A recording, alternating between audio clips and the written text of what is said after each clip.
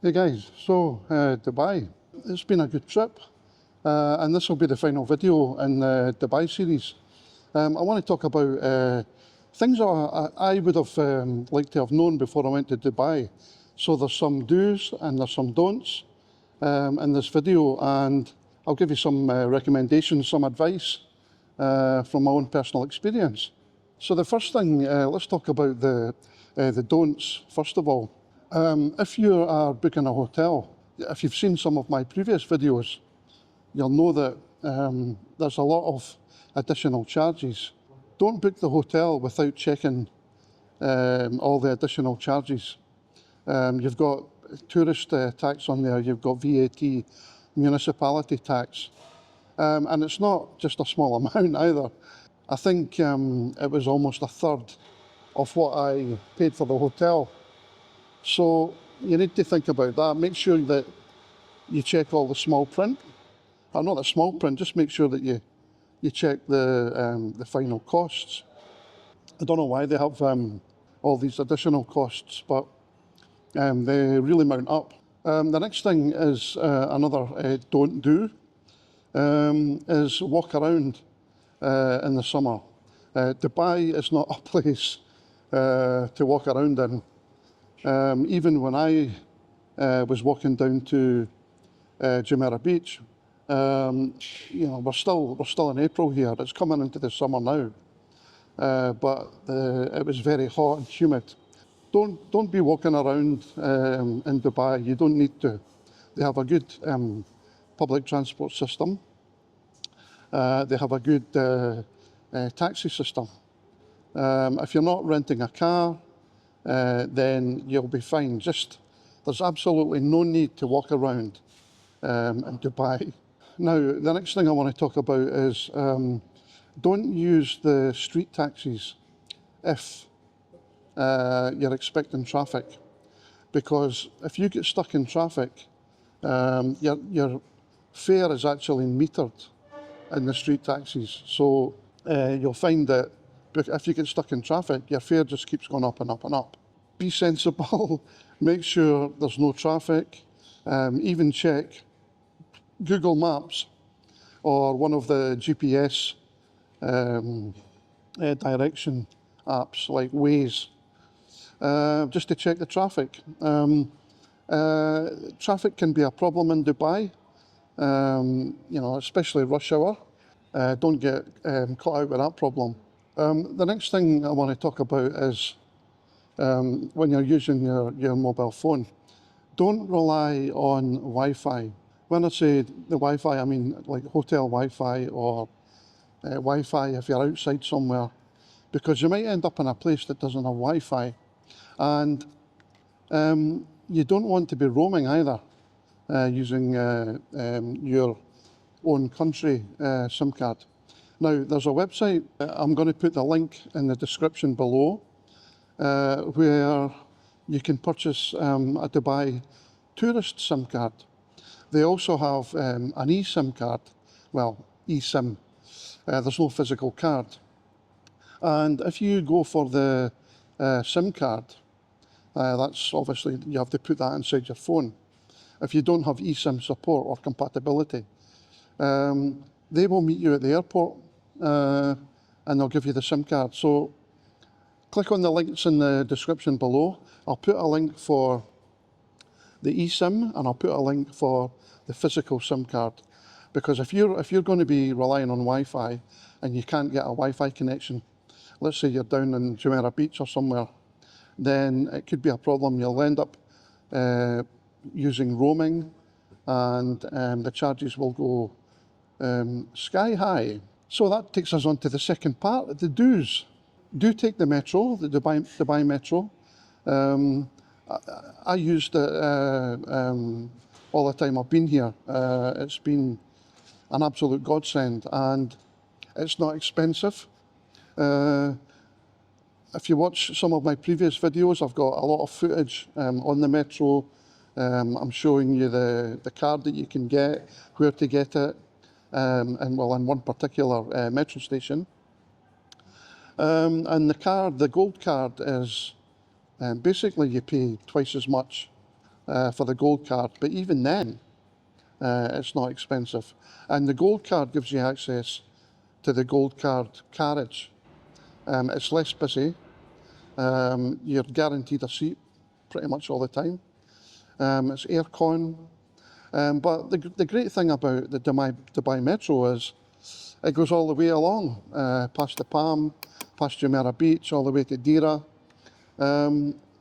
Unless you want to go somewhere maybe off the beaten track, then you can use the metro to get around. They have a really good transport system. If you do need to take a taxi and you're worried about the meter charges, then what you can do is you can use the Careem App. So the Careem App can be installed on your phone, and it's really easy to use. It gives you access to other things, so you can order things on the app, not just a ride. And it's a set price. So you can even put your card details in there, and every time you take, or every time you book a Careem ride, it automatically comes off your card. I used the Dubai Metro quite a lot. I used the Careem App. Even coming from the airport to your hotel. Now, I took an airport taxi, and I think I was in the taxi about 25 minutes to go to Barsha, and it only cost 130 dirhams, roughly. Don't be worried about taking taxis in Dubai. Another do visit a mall. You've got great choices in Dubai. The one closest to me was Mall of Emirates. Dubai Mall is huge. It's mega, and it has an aquarium inside. But just, you've got everything in the mall. You've got food courts, you've got entertainment. Just to visit a mall, walk around in the aircon, get some exercise rather than walking around the streets. It's definitely worth checking out a few malls wherever you are staying in Dubai. Another do visit Burj Khalifa. They have a musical fountain experience, and it's really worth a visit, especially in the evening, with the lights and everything. So that's one thing you should do. You may want to even go up into the tower if you want. It's not something I'm interested in, so I haven't bothered with that.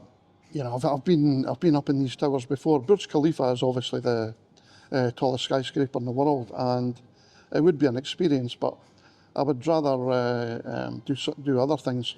That's one thing. Another do, if you go to Dubai, give yourself plenty of time. Now, when I say that, I mean, don't just go for a long weekend, because I can tell you now, you won't be able to see half of what you want. Absolute minimum would be a week, and that would allow you to visit Global Village. It would allow you to visit the Glow Park, Burj Khalifa, Dubai Marina, the old part of Dubai, Bur Dubai. If you go for anything less than a week, I can guarantee you'll be wishing you had stayed longer. The final one on my list, visit Denny's restaurant. They have various locations here in Dubai, but the one I went to was on Sheikh Zayed Road, I think, and it's just a nice experience. American diner. It's a nice part of Americana, and the food's good. It's all halal, so if you're Muslim and you don't want to eat pork, everything on the menu is halal. I thought, initially I thought that they had pork bacon there, but I got it confirmed that it's all halal, no pork. And actually the beef bacon was pretty good. I would say best I've tasted in GCC. without a doubt. So, you know, the staff are all good. They've got the usual things on the menu for American food, like pancakes. You've got burgers. You've got American style breakfasts. Definitely worth going there just for a wee visit and to see some Americana in Dubai. Another thing I would say is if you do use Careem, the app, or if you take a taxi, a street taxi, you'll enjoy the sights. You know, there's some really nice architecture in Dubai.